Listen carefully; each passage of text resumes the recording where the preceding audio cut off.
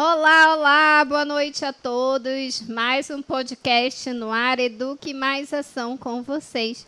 Eu sou Ana Regina Caminha Braga, mestre em educação, psicopedagoga, especialista em educação inclusiva. Hoje eu estou aqui fazendo autodescrição. Então, eu tenho um cabelo comprido, cabelo mechado, olhos castanhos, pretos, não sei, né? Mas deve ser castanho ou preto. Estou usando... Não estou de brinco, porque o fone começou a machucar, então tirei os brincos. Mas estou usando um kimono branco com listra azul marinho, uma blusa verde-limão por dentro, uma calça preta. Estou com um relógio no pulso direito e um anel. Então, muito boa noite. Hoje estamos aqui recebendo a nossa amiga Amanda Gimenez, advogada, que vai falar conosco também um pouco sobre a legislação educacional, processo inclusivo e muito mais. A Amanda é uma parceira, né, de vários eventos já, de várias formações, e aí eu vou deixar para ela falar um pouco também. Amanda, é com você. Não esquece a tua descrição, por favor. Oi, obrigada, Ana. Boa noite, pessoal. Obrigado pelo convite. É uma honra sempre a gente compartilhar aí os nossos trabalhos. E a Ana sempre muito ativa nessa questão da educação, da inclusão. E o importante é vocês aproveitarem já dando curtida mesmo, que só vem coisa boa por aí. Então, como a Ana falou, meu nome é Amanda Gimenez, eu sou advogada. Na minha autodescrição eu estou com o cabelo preso, meu cabelo é castanho escuro, não estou de brinco, eu uso óculos, eu estou com um conjunto verde água e um colar com a pedra marrom e verde água também. E uma aliança no dedo esquerdo, da mão esquerda. Acho que foi certo. Isso mesmo. Então, como eu falei, eu sou advogada.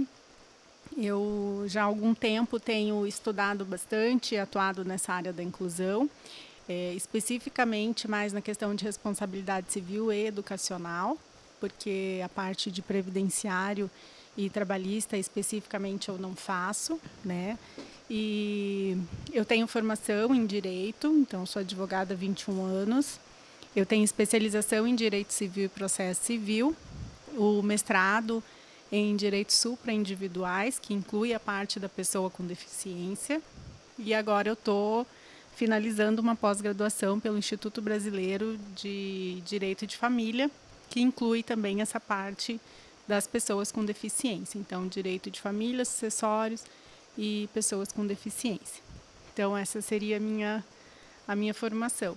Aí eu vim aqui hoje para a convite da Ana para conversar um pouquinho a respeito da parte que eu tenho atuado, as ações, os cases, né, a questão prática e teórica também, porque às vezes a teoria se afasta um pouquinho da realidade, da prática, mas a intenção é justamente compartilhar com vocês e trazer sempre a informação a título de educação mesmo. Ótimo. Meu povo, vocês estão vendo que o currículo e os termos são meio assim, né? Mas a gente vai entendendo aí ao longo da fala da Amanda e a gente vai fazendo traduções também, a tecla SAP vem junto. A gente vai sempre interrompendo para explicar um pouquinho para vocês. Então, Amanda, a nossa ideia, o nosso objetivo de conversar hoje é fazer um panorama, né, para eles, assim, da tua experiência dentro do direito e da educação inclusiva, né, dentro daquilo que a gente já faz no dia a dia mesmo, desde a educação infantil, né, até o ensino superior, pensando também nessa pessoa com deficiência lá no mercado de trabalho, né, sempre tendo essa perspectiva educacional, da advocacia também, né, o direito sempre envolvendo isso. Uhum. Então, assim, eu acho que você pode falar um pouquinho para a gente, porque a legislação, ela ampara a pessoa com deficiência, né? Isso é fato. Tem lá as leis de diretrizes e bases, agora tem lá também o Estatuto da Pessoa com Deficiência. Teve outro agora também que o presidente sancionou para as pessoas com TDAH, dislexia. Então, assim, nós estamos sempre amparados. Gente, eu sou representatividade, é que às vezes a pessoa esquece que também tem, né? que tem uma deficiência. A pessoa esquece disso, mas tudo bem. Então, nós estamos completamente amparados, mas a gente precisa sempre aprender e entender, principalmente os pais, os responsáveis, o que tem, né? O que existe de legislação, quais são os pontos chaves, né? Principalmente quando vai matricular um filho, né? Isso a gente nem tinha comentado e eu lembrei agora. A questão da matrícula, né? Da criança com deficiência no ensino público, né? Na educação pública ou na educação privada também. Uhum. É até bom, Ana, você ter falado, né, que recobrando que você é a representatividade em pessoa, porque quando a gente fala em deficiência é muito comum que a gente pense na deficiência física, né? E a deficiência física, na verdade, ela é uma deficiência de barreiras, porque se você tiver acessibilidade física para essa pessoa com deficiência física, você acaba que supre, e até mesmo essa diferença de convivência acaba desaparecendo. Justamente por isso que você esquece que você é a representatividade em pessoa. Exatamente, Né? é por isso. E isso é uma coisa que eu até falei naquela palestra que eu fiz com a Lau Patron, né? Que, para mim, o processo inclusivo, ele foi, lógico, muitas vezes sofrido, né? Por conta das barreiras, né? Estruturais das instituições, questão de elevador, questão de rampa, questão do estacionamento, que isso é uma briga até hoje, né? A questão de acessos, então que isso é uma coisa que estressa muito a pessoa com deficiência física. Mas você muito bem pontuou, né? Porque a minha deficiência, ela impacta justamente nas barreiras. Não há uma adaptação curricular, uma adaptação cognitiva para que isso funcione. Exatamente. Né? Tanto é que nós temos aí a Ana mestre, né? Isso aí. Vamos lá. Por enquanto, só mestre, tá, gente? Por favor. Então, aproveitando, assim, eu e a Ana, a gente tem essa liberdade porque a gente já fez muito trabalho juntas, né? Muitas parcerias. E resgatando a temática que a Ana trouxe, nós já trabalhamos, inclusive, com a formação de professores, justamente para essa área de inclusão das crianças com deficiência. Infelizmente, eu digo infelizmente, porque por enquanto a gente só trabalhou com os professores da educação infantil e fundamental 1, né, Ana? Mas é como a Ana falou, a legislação ela garante acessibilidade na escola regular para todos os níveis educacionais, inclusive pós-graduação. Então, não seria só a questão de educação infantil, fundamental 1 e 2, médio, graduação e pós-graduação também. Então, a legislação ela traz acessibilidade das pessoas com essa deficiência, como que eu vou dizer, invisível, né? Para todos os graus. Então, o que a gente tem? A dificuldade, eu vejo, que é muito maior na boa vontade de fazer acontecer. Né? Porque, sim, como você falou, a legislação ela está aí, ela garante, mas muitas vezes as pessoas que estão na gestão da educação, tanto da rede privada quanto da rede pública, elas têm ou uma barreira psicológica ali, muitas vezes financeira também, porque a inclusão não é barata no sentido de que um aluno sem deficiência sai muito mais barato do que um aluno com deficiência, se a gente for levar o critério financeiro em consideração, né? Mas eu vou além, porque a educação ela não deve levar em consideração somente critérios financeiros, porque um país que não valoriza a educação não tem como depois dizer que está tendo problema financeiro na educação, né? Sendo que a educação é a base de tudo, é onde tudo começa. Então, o que eu vejo assim, até de experiência de dentro do escritório, que eu tenho diversas ações de pais que me procuram por essa questão, seja na escola pública ou particular, da instituição não estar fazendo adaptação curricular, não está dando atenção adequada. Então, o que eu vejo? Há sim essa barreira. E a barreira muitas vezes é financeira. Né? Porque se você for perguntar para um gestor educacional, tem direito? Tem direito. Tem direito ao tutor ou ao acompanhante terapêutico, dependendo do tipo de especificidade que essa criança, esse aluno tenha, o gestor sabe disso? Sabe. Mas, infelizmente, né, a gente, para falar assim de forma tênue, eles trabalham em cima do risco. Né? Então, é aquele assim, se não reclamar, está dando certo, vamos deixar tocar. Mas será que está dando certo mesmo? Não. Está dando certo, depende do ponto de vista, né? Dependendo do ponto de vista e do papel que está lá na... Exatamente. Do ponto de vista da instituição, está dando certo. Porque os pais não estão reclamando, né? A sociedade não está reclamando. Agora, do ponto de vista da família, obviamente não está dando certo. Tanto é que, muitas vezes, a família procura auxílio jurídico justamente para viabilizar e instrumentalizar isso, que está muito bonito na legislação, né?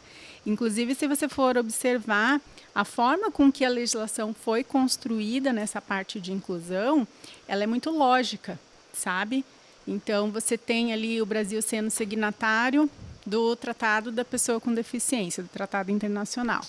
Aí, esse tratado é recepcionado dentro do Brasil com força de imposição constitucional. Aí você tem, nesse meio tempo, aí, todo esse movimento legislativo, trazendo já, pensando assim, bom, se a gente vai obrigar, né, digamos assim, impor que as escolas, que as instituições de ensino vão ter que acolher essas pessoas com deficiência e promover a formação dessas pessoas, então a gente, antes mesmo de colocar em vigor o Estatuto da Pessoa com Deficiência, já vamos buscar algumas alternativas. E o Estatuto da Pessoa veio lá em 2015, julho de 2015. Isso. Né? Se você voltar um mês atrás, em junho de 2015, você teve a legislação que alterou a questão de cotas das pessoas com deficiência dentro das empresas. Né? Então, aumentou a cota. Por que aumentou a cota? Bom, então o legislador criou ali uma obrigação do empresário absorver essa mão de obra das pessoas com deficiência, porque a intenção do mundo todo é dar autonomia para essas pessoas com deficiência, né? Porque até então o que nós tínhamos eram essas pessoas escondidas dentro de casa, era muito assim, bom, eu se sou mãe e tenho filho com deficiência, a responsabilidade é minha, eu que vou ter que cuidar dele dentro de casa, eu que vou ter que dar educação para ele dentro de casa. E a gente viu que isso não estava funcionando, né? Por quê? Muitas dessas pessoas, eu falo pessoas porque quando a gente fala em educação inclusiva, geralmente a gente pensa no aluno da educação infantil, né? Mas não, esse aluno da educação infantil ele vai crescer, ele vai passar para o ensino fundamental, ele vai sair do ensino fundamental, vai para o médio, vai para a graduação, ele vai para onde ele quiser e ele tiver condições de chegar, né?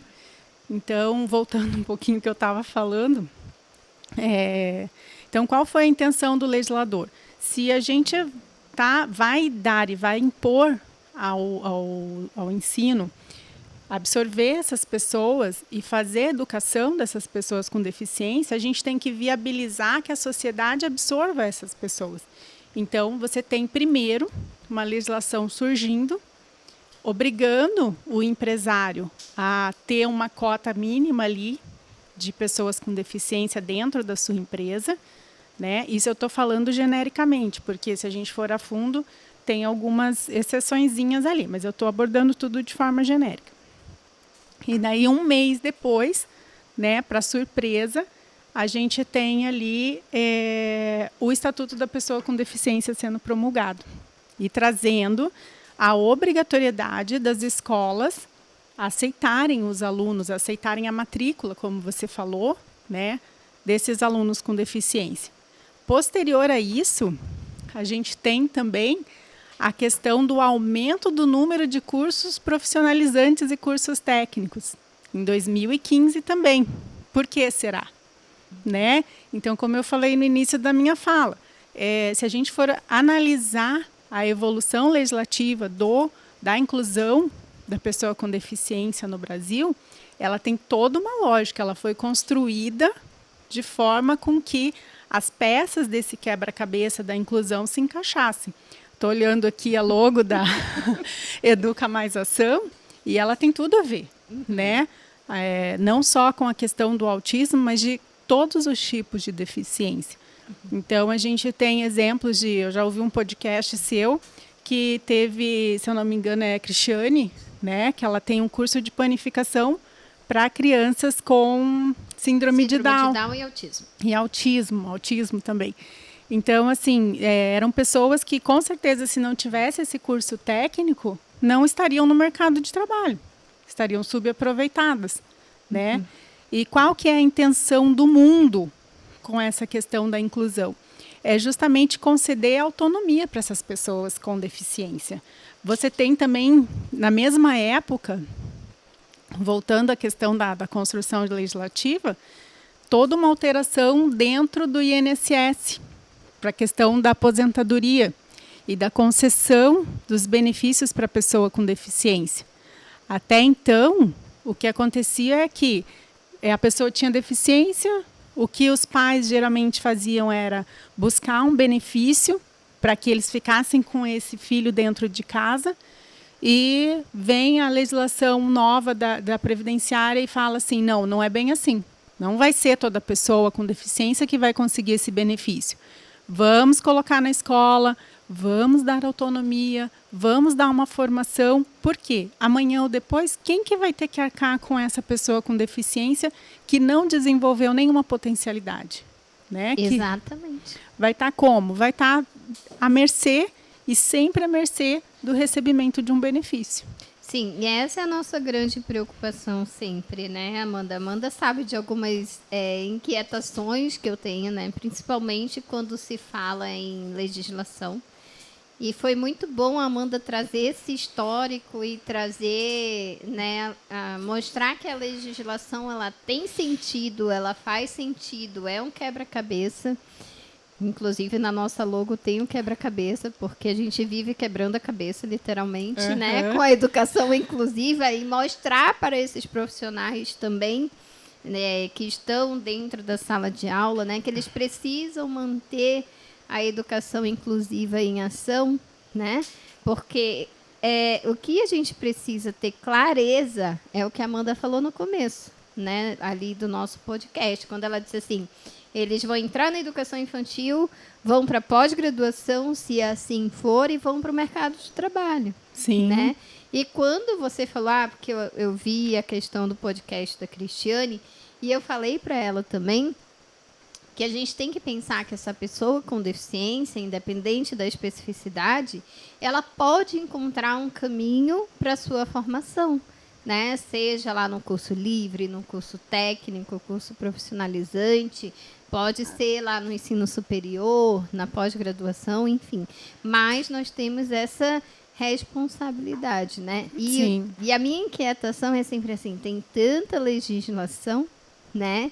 E que a gente, às vezes, precisa mostrar isso lá dentro do chão da escola, para os professores darem aquela acordada, né? Às vezes ter essa boa vontade que você falou. Muitos têm a boa vontade, mas daí esbarra lá no financeiro. Ou não tem apoio do gestor. Ou então não tem o apoio do gestor. E a Amanda até, né, já fez também algumas formações que eu fui junto e eu sempre falava assim, a gente precisa conhecer a legislação? Sim, mas como que a gente faz a prática lá com um aluno com autismo, um aluno com TDAH, um aluno com dislexia. Agora a gente fala bastante do autismo e síndrome de Down, mas também tem tantos outros, né? Disgrafia, descalculia, que tudo precisa de material adaptado. Né? Inclusive, assim, uma das grandes brigas, né? Assim, não vou falar briga, que é uma palavra que soa até pesada, mas das grandes lutas, e eu me incluo nessa luta porque é uma dor pessoal minha, a questão do TDAH, né? Eu tenho meu filho, que ele tem TDAH, e uma das grandes lutas nossas agora é que o TDAH seja incluído nesse rol de deficiências, né?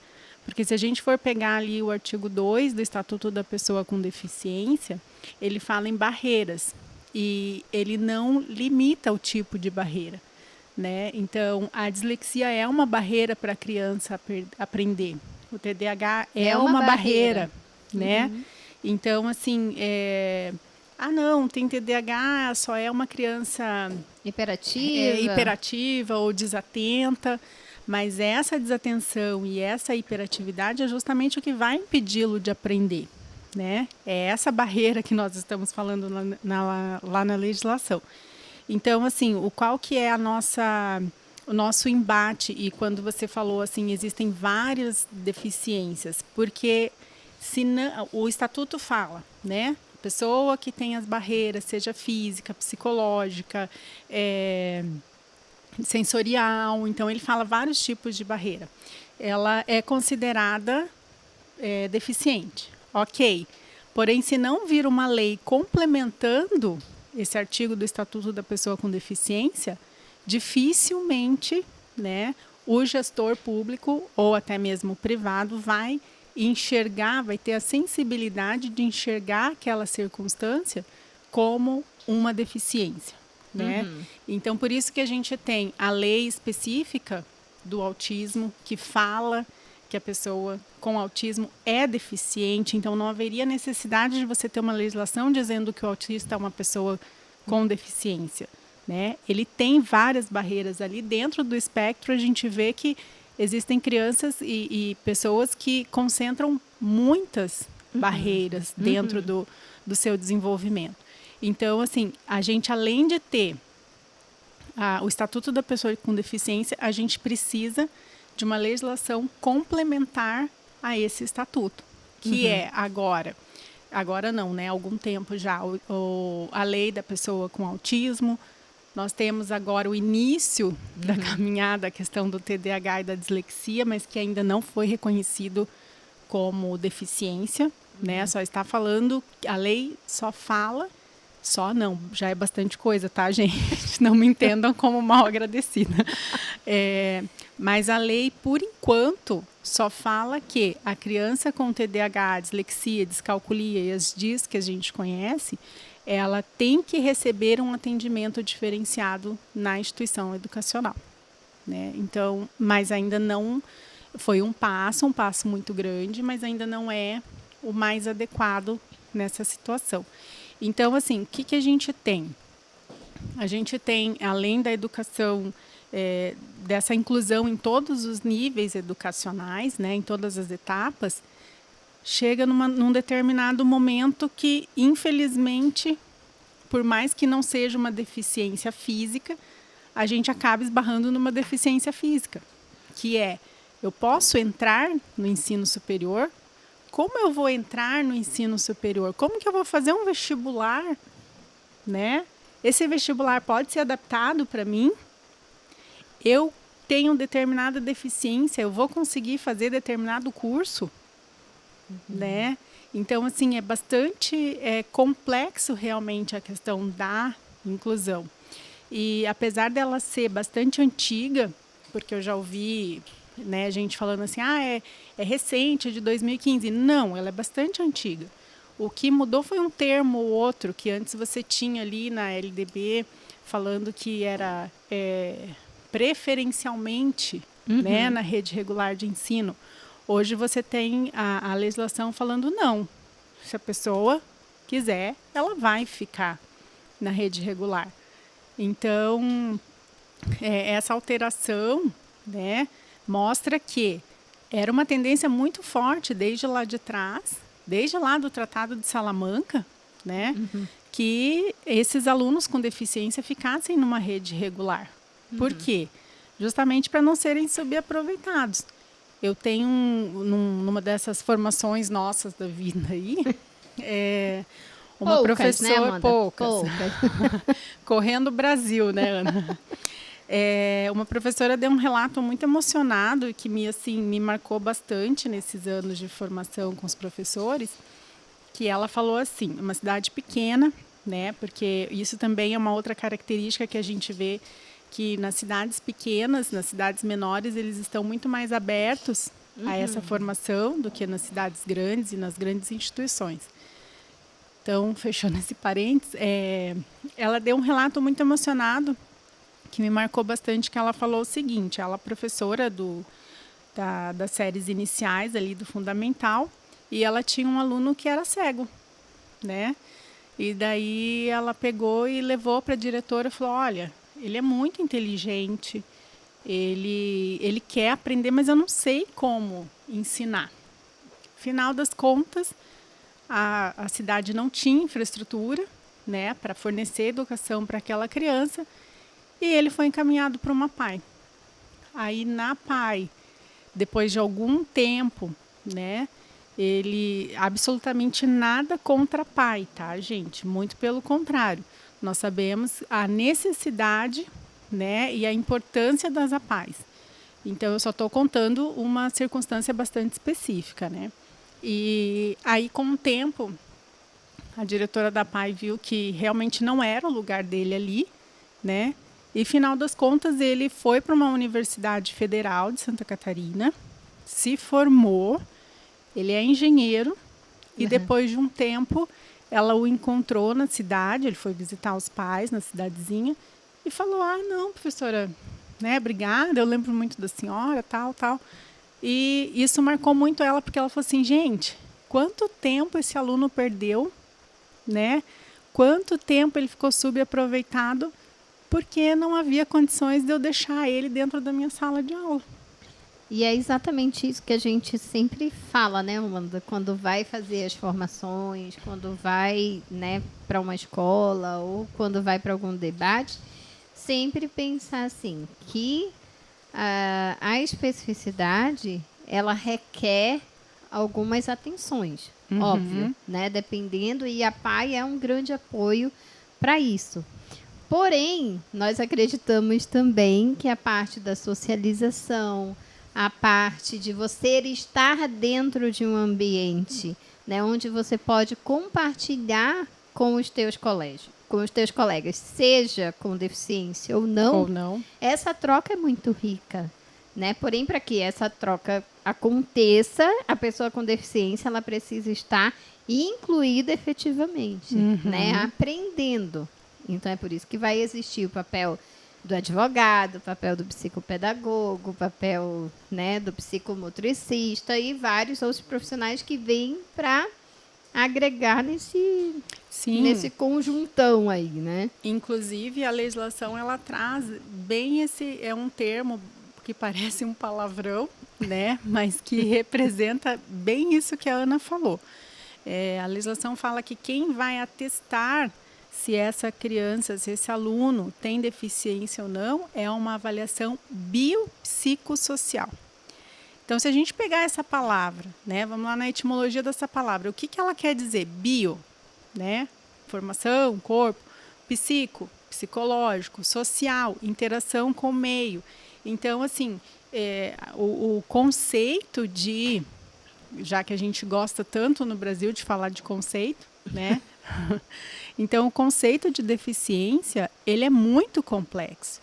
E tudo que é complexo requer cuidados especializados. Então, não tem como a gente dizer que uma criança, um aluno com deficiência, eu estou me corrigindo aqui a todo momento que eu falo sempre criança, mas é um aluno com deficiência, que ele vai entrar na instituição de ensino, vai ser jogado ali e vai dar certo. Pronto, está sendo incluído. Não está sendo incluído.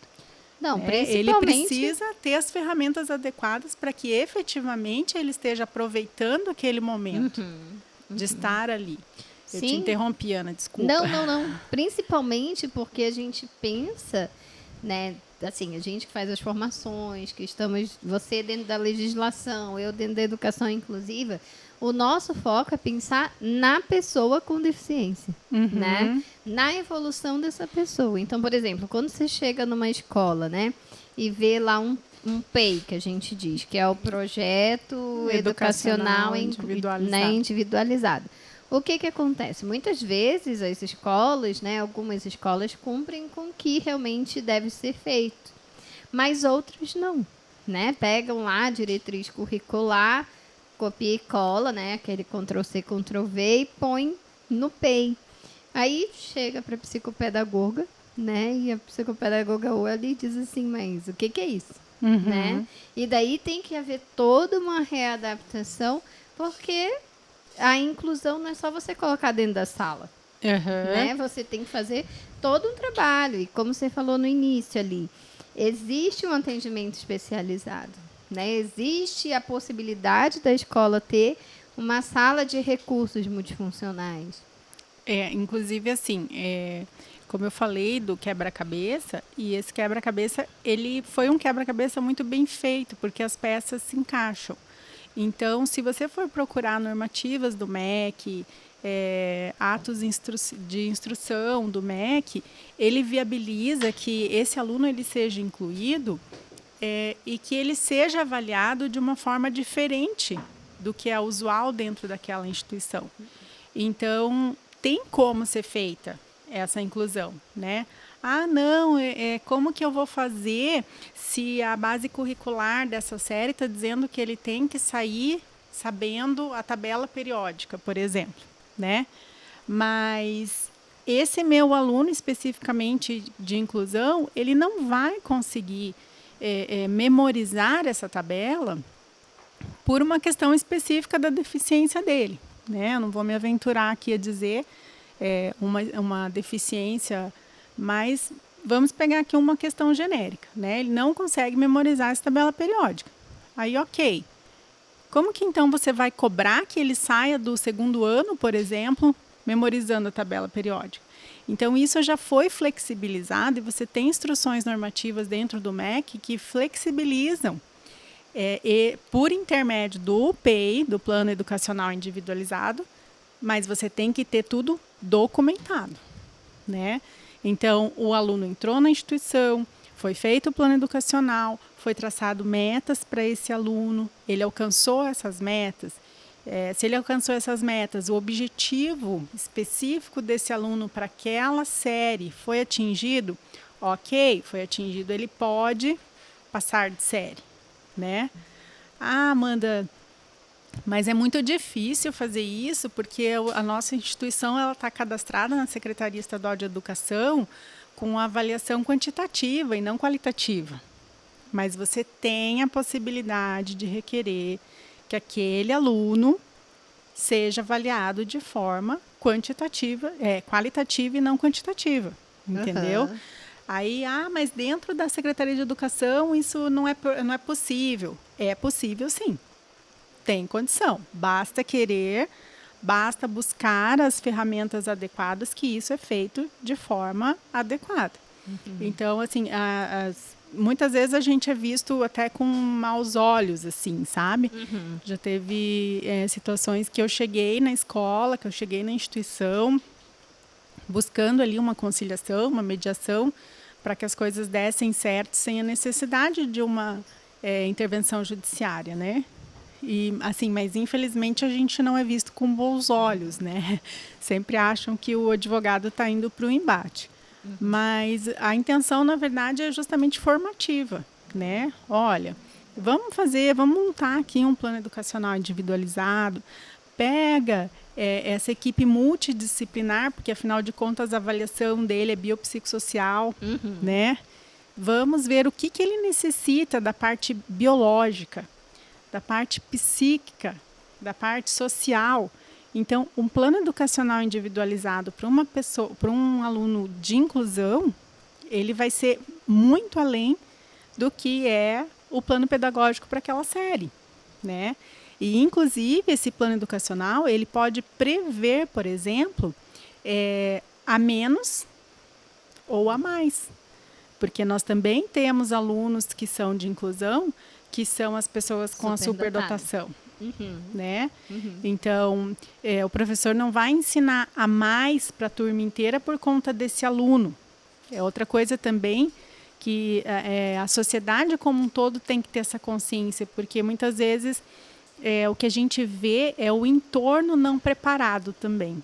Né? Então, o pai daqueles alunos que não têm a deficiência serem a primeira barreira para a inclusão daquele aluno naquela turma. Então, não, mas daí ele é atrasado, aí a professora vai ter que parar tudo. Gente, então vamos pôr o tutor. Sim, né? E é o que a legislação já rege, né? A legislação já traz isso, que o aluno com deficiência, ele pode ter um tutor. E esse tutor, ele tem que, na verdade, ser analisado qual é a função dele em todo esse processo. E qual a formação também que é necessária que esse tutor tenha, né? Para que a gente não caia naquele processo lá de nós termos estagiários, né? De nós termos ainda pessoas em curso, em andamento, né? Precisam ser realmente profissionais adequados para estarem com esses alunos, né? Por isso da necessidade do plano educacional individualizado. Eu já tive cliente no escritório que é aluno com deficiência e, assim, extremamente capaz de acompanhar o plano pedagógico da série, porém, fisicamente, ele não conseguia. Então, o que necessitava ali de um tutor com uma formação pedagógica? Não, porque ele dava conta, né, dos ensinamentos da série. Mas precisava, sim, de um acompanhamento para que ele se alimentasse, para que ele fosse ao banheiro, para que ele se locomovesse dentro da sala de aula e do colégio. Então, existem casos e casos, né?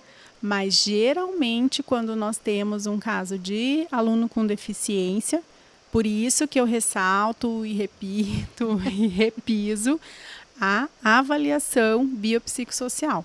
Porque ali, inclusive, gente, uma coisa que eu sempre falo para os gestores educacionais, esse plano educacional individualizado com essa avaliação biopsicossocial é uma segurança para a instituição.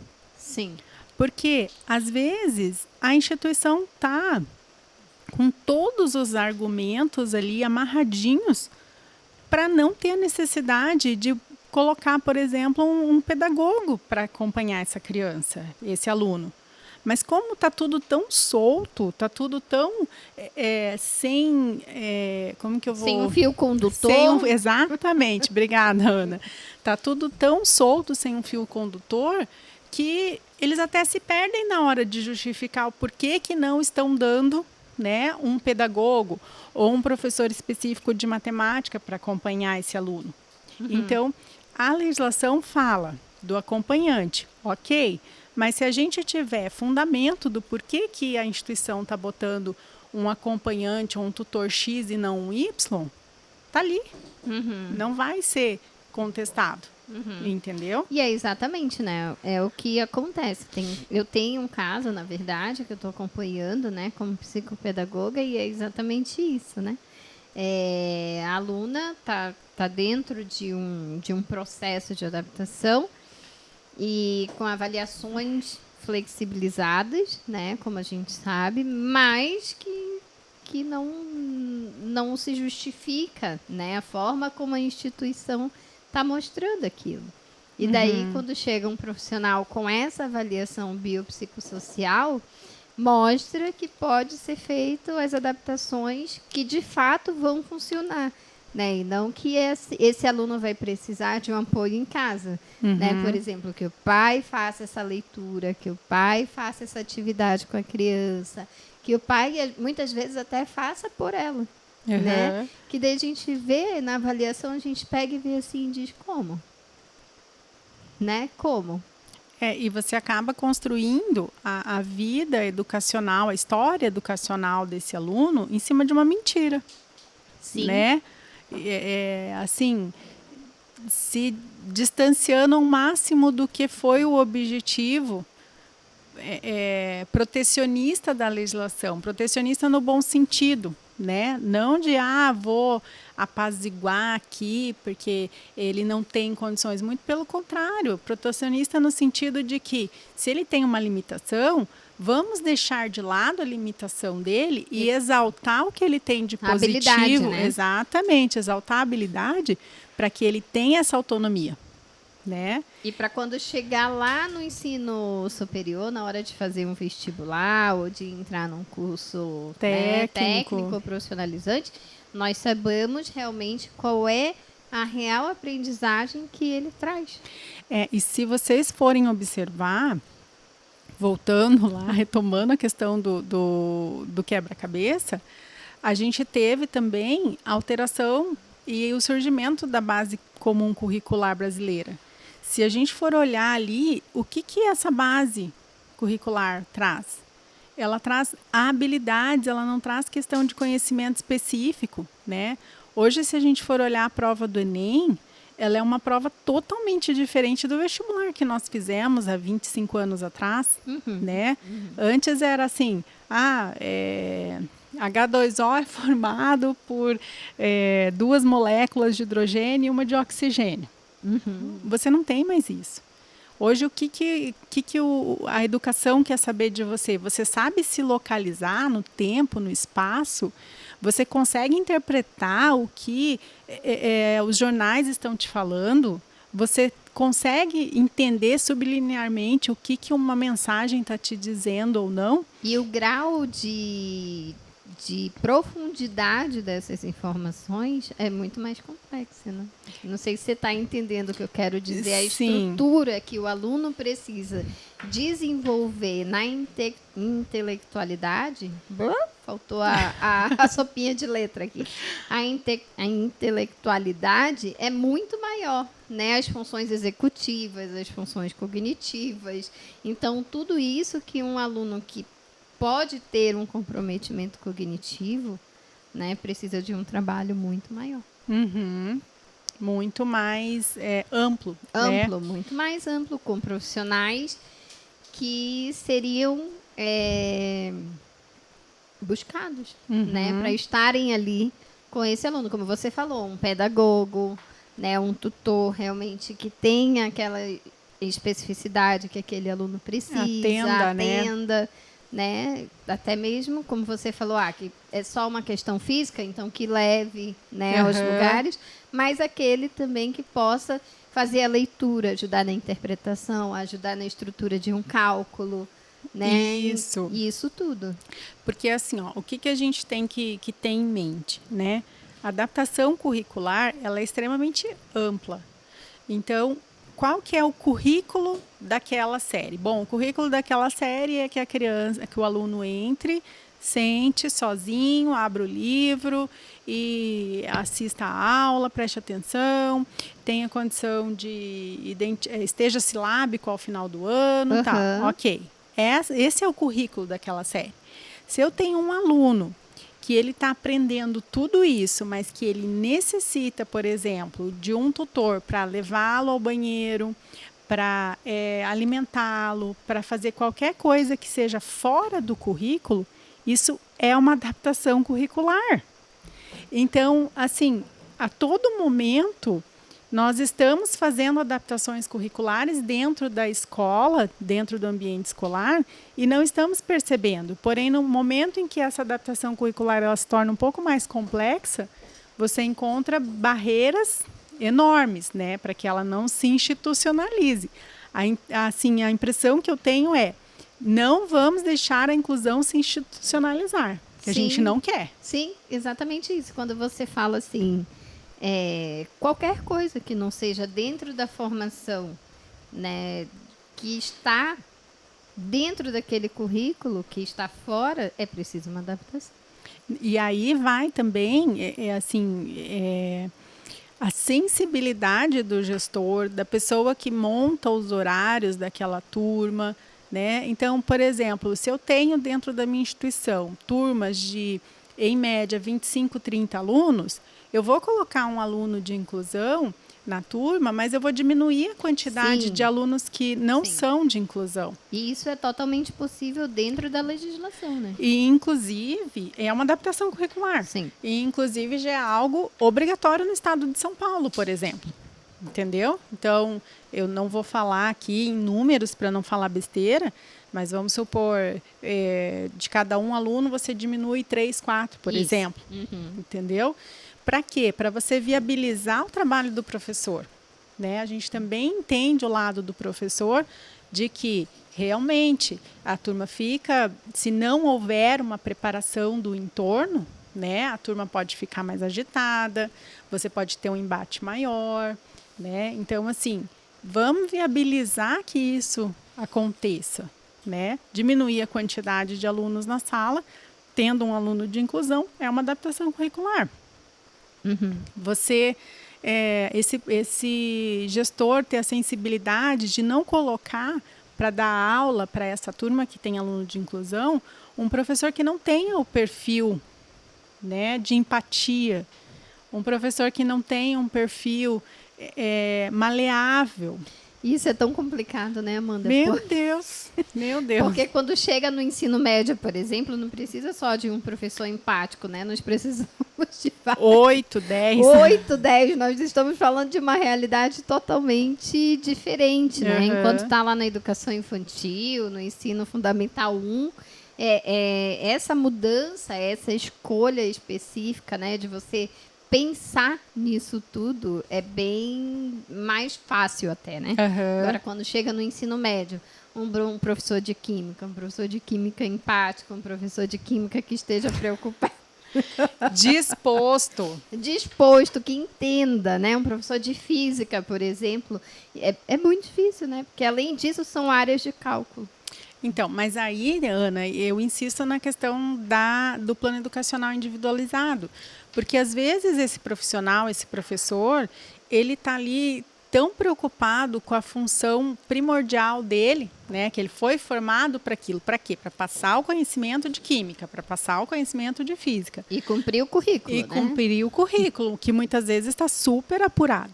Aí, se você tiver um plano educacional individualizado, que fala assim, olha, professor, o aluno X, né, que é o teu aluno com deficiência, ele, em física, especificamente, ele não vai precisar aprender o movimento circular acelerado.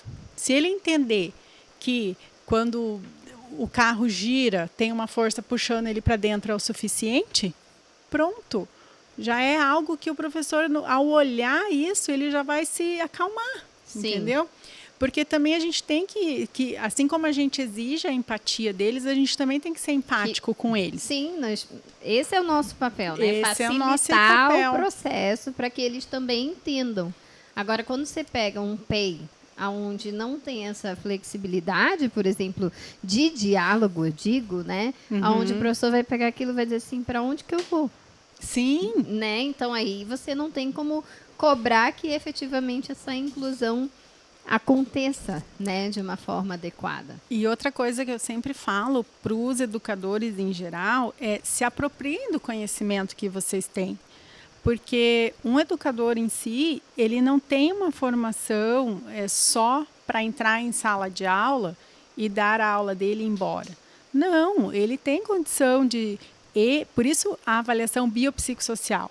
Dentro dessa avaliação biopsicossocial também tem a avaliação do professor. Então, olha, ele mesmo, né, dentro da instituição que ele trabalha, poxa, esse aluno aqui, vocês estão querendo que ele cumpra o currículo da série, mas ele tem determinadas características dentro de sala de aula, que isso pode ser, inclusive, um indicativo para encaminhamento desse aluno junto aos pais.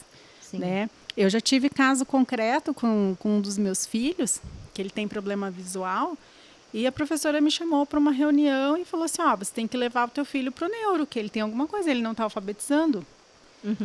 Aí eu falei, tá, antes de ir para o neuro, eu vou levar ele no oftalmo. E ele já estava com um grau super alto. Então, poxa, esse profissional, estando com meu filho, isso foi em setembro, estando com meu filho o ano inteiro praticamente, em setembro. Ela poderia ter percebido que ele tinha alguma dificuldade em enxergar o quadro, ele tinha alguma dificuldade em enxergar as atividades. Então, né, aí é que eu falo.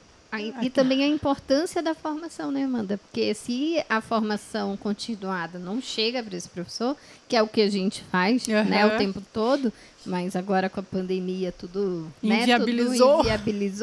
Mas, enfim, a nossa grande fala dentro dessas formações é essa para os professores. Estejam atentos, tenham um olhar sensível, prestem atenção nos seus alunos, né?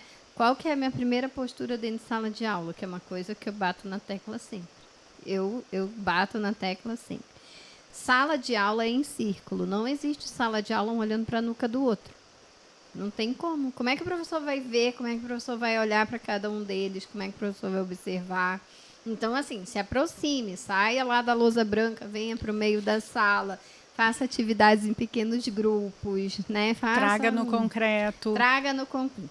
Você viu aquela última...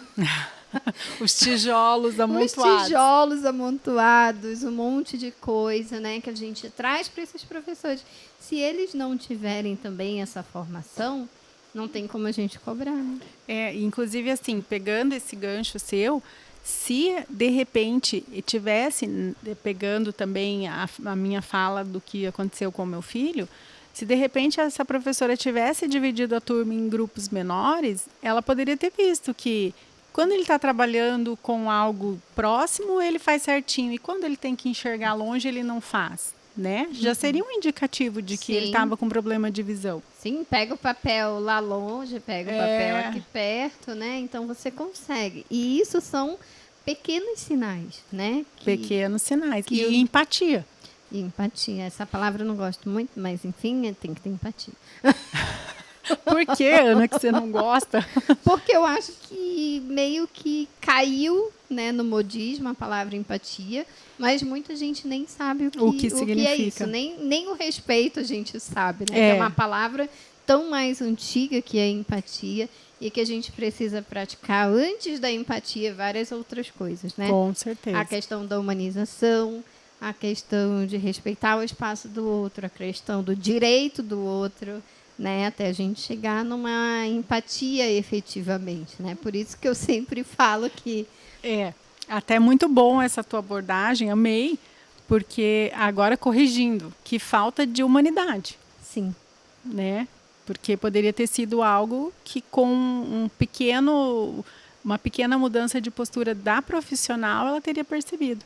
Sim, muitas vezes você falou, põe mais perto, põe mais longe. Às vezes você não precisa ter um doutorado para saber umas coisas óbvias da educação, coisas óbvias, né? Do mínimo do conhecimento, do mínimo do direito, né? E se você não sabe, você precisa recorrer. Eu sempre digo, né, nas formações por aí, para que existe o momento, o dia, né, do planejamento? Não é para você ficar tomando cafezinho, né?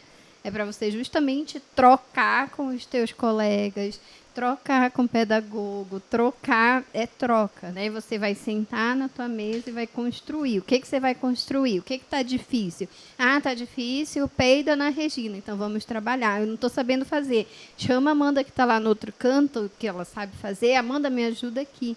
Né? Então, é um tiquinho, assim, que a gente tem que fazer mais de esforço, né? Para que a educação inclusiva, não é tão um tiquinho, né? Tem que ser um ticão, mas assim, a gente fala um tiquinho, gente, só para não desanimar. Né? Só para não desanimar um pouco. Só a gente fala um tiquinho. Mas é isso, né? A gente precisa ter algumas ferramentas anteriores ali até chegar nessa fala da empatia, né? Que a gente está.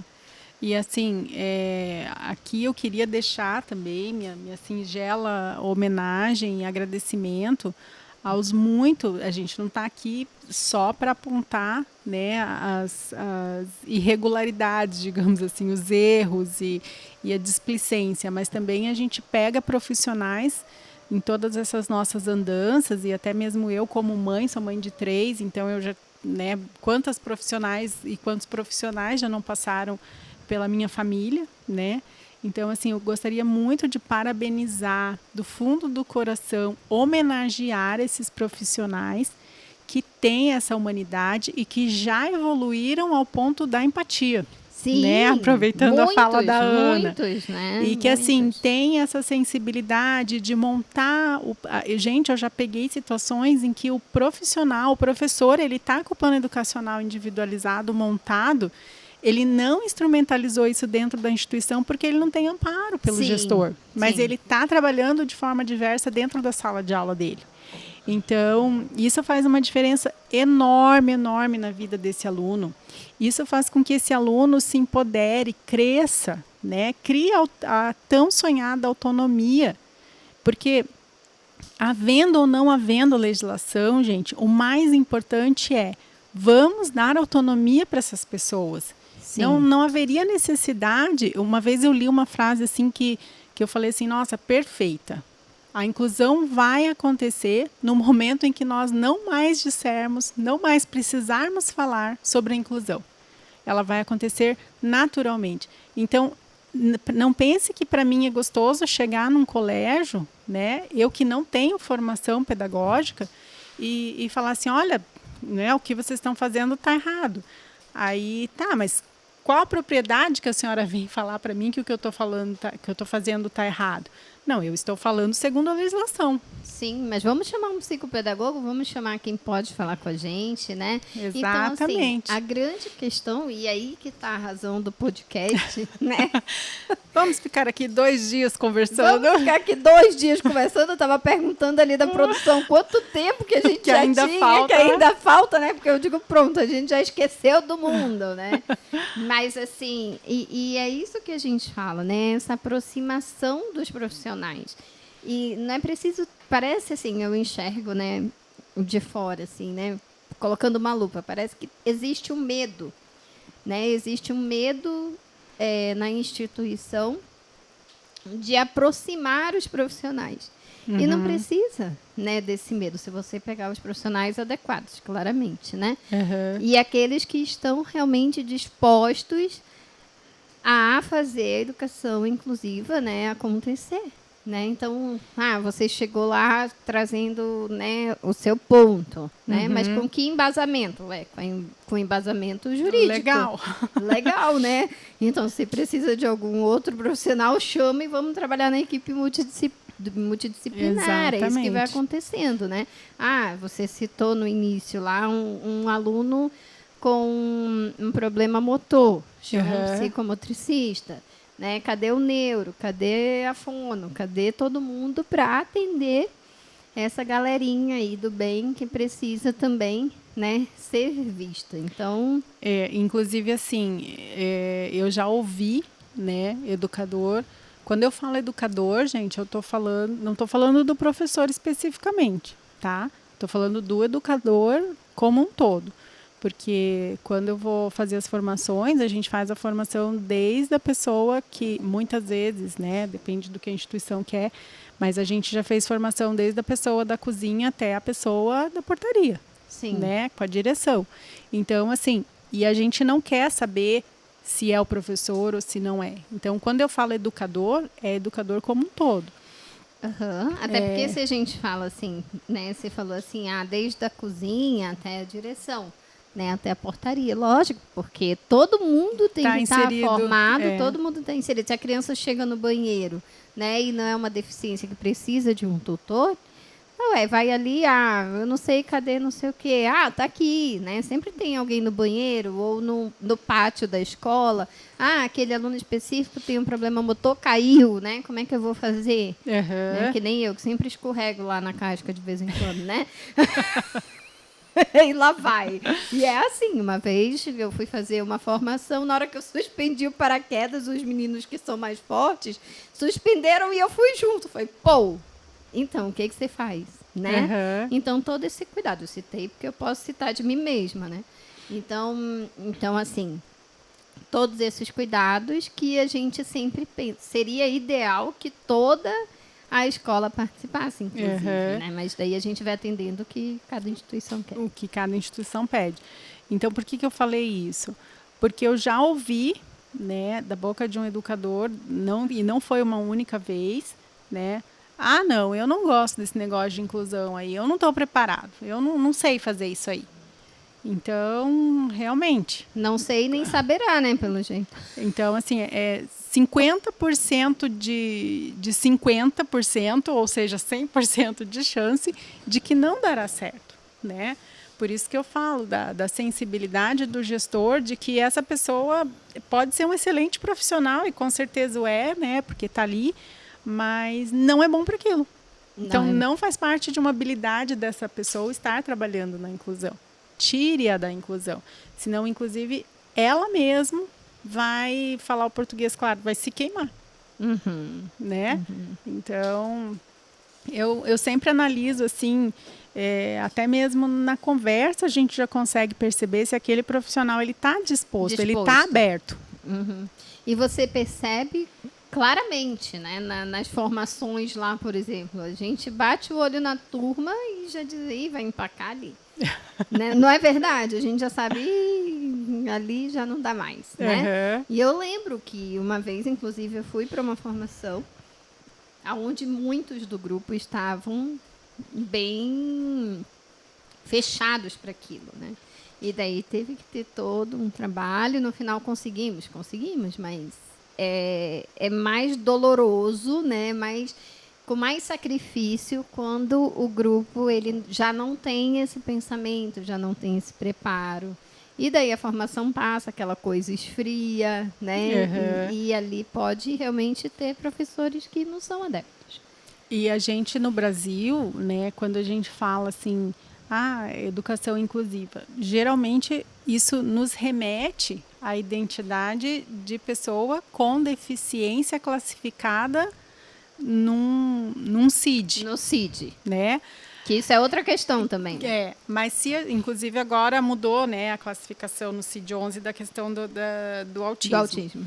Mas isso é papo para outro podcast. A gente já está chegando quase no final. Gente, vocês estão por aí, pelo amor de Deus, né? Com certeza. Então fiquem aí, aproveitem para ir lá no nosso @ do Instagram, Amanda vai dizer o dela depois. Curtam, compartilhem. Vocês já sabem o que eu vou falar, né? Então não precisa, mas eu vou repetir. Vão lá. Compartilhem, curtam e vão lá colocando o assunto para frente. Volta,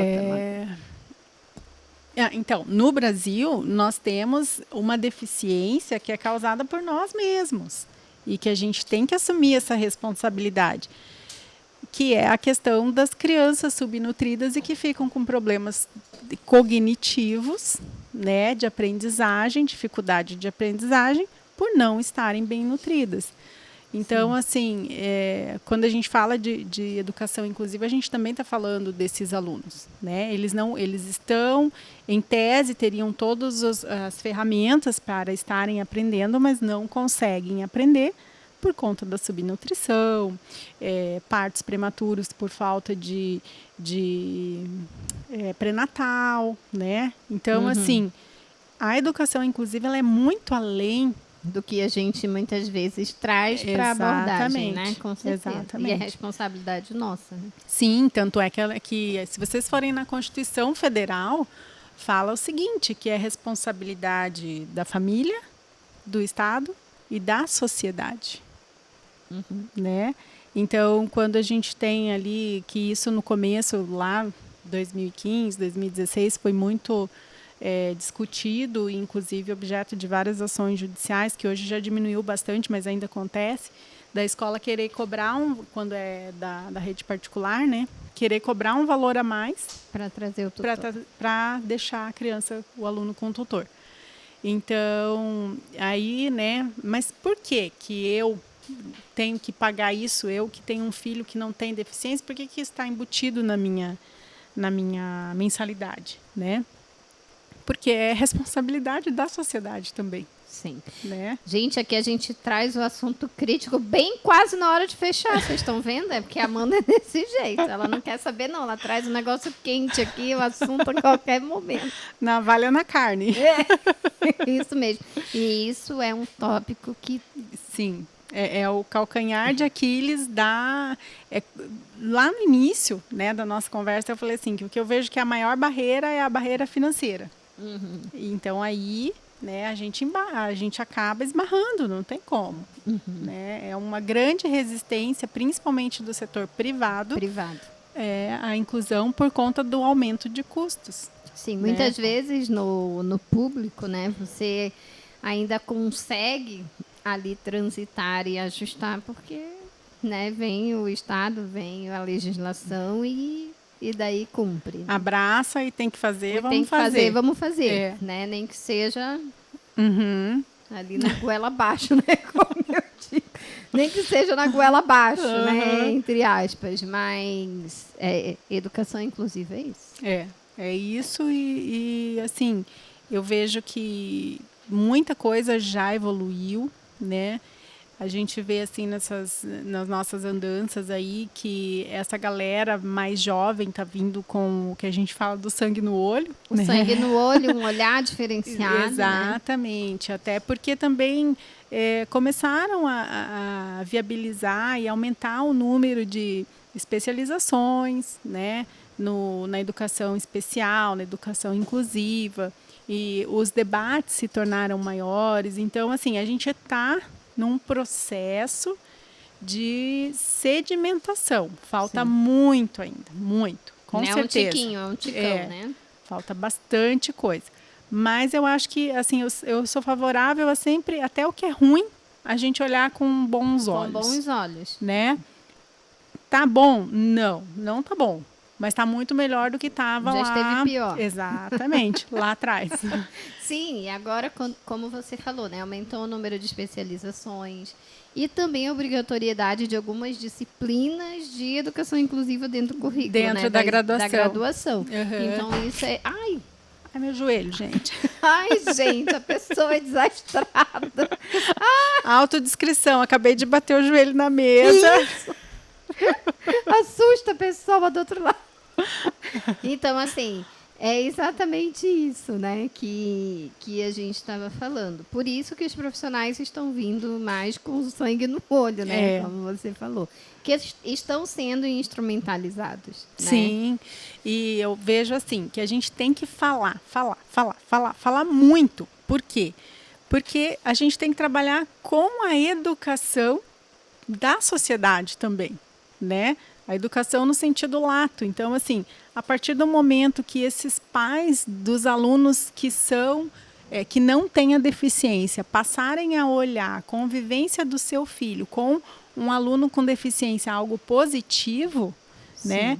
Gente, algo natural. E algo natural, exatamente. Né? Muito mais do que positivo, natural. Porque faz parte da formação de qualquer ser humano a convivência com todo ser humano. Sim, a gente já passou daquela fase, né? Onde a gente está no shopping, principalmente comigo, né? A pessoa aqui.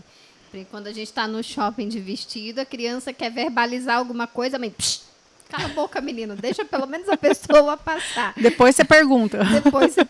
Né? Isso nós já passamos, né? Já é possível a abordagem. Olha, ele está perguntando o que aconteceu, você pode explicar, mas os pais precisam estar disponíveis para isso, né? Por isso que eu falo. Que é falar, porque é educativo, né? Sim. A gente tem que educar a sociedade. Sim. Gente, chegamos aos momentos finais do podcast de hoje, com a Amanda Gimenez, trazendo todo o conhecimento da legislação, né, para contribuir aí com o mundo escolar, não só com a escolarização, mas também com o mercado de trabalho, né? Como a Amanda bem falou, vou até ver aqui a palavra porque eu anotei, subaproveitado, né? Para que não cheguem lá no mercado de trabalho dessa forma, até porque não é uma questão justa, né? Você ter essas pessoas subaproveitadas, né? Então, tem cotas dentro das empresas, sim, mas vamos cumprir a cota com dignidade. Exatamente. Né?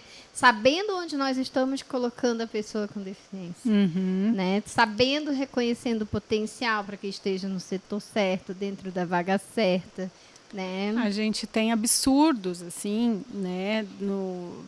Por exemplo, a empresa contrata a pessoa com deficiência, assina a carteira, paga o salário, mas fala, não precisa vir trabalhar. Só para cumprir a meta. Sim. Então, isso é algo, assim, degradante, né? Degradante. E daí também tem aquele deficiente que faz o movimento contrário, né? A gente vai para a seleção e participa normalmente. Sim, né? na ampla concorrência. Na ampla concorrência. Mas daí, quando você chega dentro da empresa, Ana, a gente pode te colocar dentro da cota, né? Então, lógico, né? Claro, tem que cumprir, mas cumpra com dignidade, com processo seletivo adequado, com processo seletivo justo, com equidade, né? A Amanda fala muito bem sobre a questão... Igualdade e equidade. Lembrei exatamente daquela imagem que tu usas lá na palestra, né? Então, ter consciência, pelo amor de Deus, meu povo, assistam o podcast e anotem lá. Subaproveitados, equidade, né? E vamos ver se a gente consegue pôr essa palavra na boca do povo, né? De uma forma honesta. Sim, vamos lá. E, assim, no começo eu esqueci, mas a Ana me lembrou durante a nossa conversa, né? Quem tiver interesse em conhecer um pouco mais do meu trabalho, o meu perfil no Instagram é @advamandagimenez, no Facebook é Amanda Gimenez Advogada, e também agora o site, né, é advamandagimenez.com.br. Estou esperando vocês para conhecerem mais o meu trabalho nas minhas redes. Isso mesmo, gente. A gente tem uma parceria bem legal, né? Então, quando fala de advocacia, eu sempre indico a Amanda, porque realmente Obrigada. é uma profissional, né? Que a gente pode indicar sem nenhuma, né? Sem nenhuma ressalva, sem nenhuma Obrigada. preocupação. Então, sigam lá a Amanda também. Gente, eu sou péssima de arroba, eu mal sei o meu arroba. Então, assim, sigam o arroba da Amanda no Instagram, curtam, né? Comentem, se não puderem comentar lá, mandem inbox, que com certeza em algum canal vocês vão conseguir conversar com a Amanda. Tá bom?